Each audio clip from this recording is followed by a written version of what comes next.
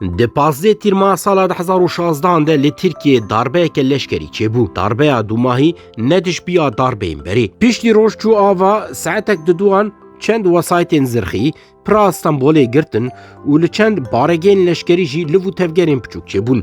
Her wiha ber bi dawiya şevê ve çend balafir li ser Stenbol û Enqerê firiyan, dengekî mezin derxistin, yek du bombeyên perwerdeyê avêtine meclîsê û navê wê jî danîne darbe. Di heman demê de belavokek li televizyona dewletê hate xwendin. Li gor belavokê qaşo li jineyeke binavê aştiya welat serkêşiya vê darbeyê dike û di hedefa wan de jî desthilatdariya Erdogan heye. Heta wan saetan Erdogan û hemû rayadarên Erdogan û dabûn. Yek ji wan ne dixuyaye. Piştre yek bi yek derketine holê. Erdogan li televizyonan bang li ger kir û ji Marmarîsê derket hate Stenbolê. Li balafirxaneyê bi hezaran AKP'yî pêşwaziyê wî kirin. Dest pê kirin û leşker girtin. Di hin cîhan de bi polîsan re êrişî leşkeran kirin. Hin leşkeran bi îşkenceyan hatine kuştin. Bi hezaran leşker jî hatine girtin. Pişt re êrişeke bê ser û ber dest pê kir. Erdogan hewldana darbeyê ji bo xwe gireh derfet û meşa ber bi sîstema faşîzma takêkesî da dest pê kirin. Ew meş hêjî dome. Niha gelek tişt zêdetir zelale. Belê planeke darbeya ya leşkerî hebû, ev plana wan jî ji aliyê hin leşkerên ser bi cemaeta Fethullah Gülen û hin leşkerên Kemalîst yên li ser xeta NATOyê bûne hatiye çêkirin.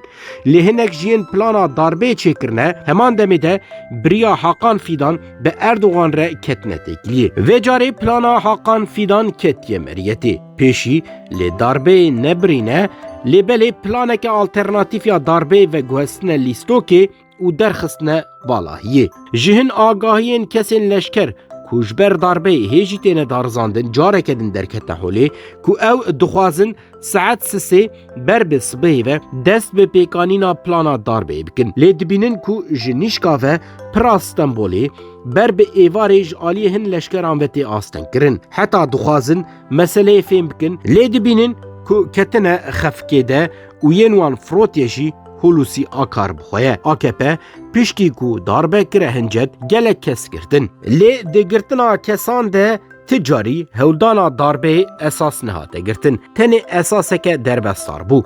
Dijberiya Ergenekon û AKP. Yên wekî dijber dihatine hesibandin hemû avêtine zindanan. Bi vî awayî hem xwe parast û hem jî desthilatdariya xwe. Piştî wê saetê yek hilbijartinek jî winda nekiriye. Ango çi deng avête sindoqan ji sindoqan her daim Erdogan derketiye.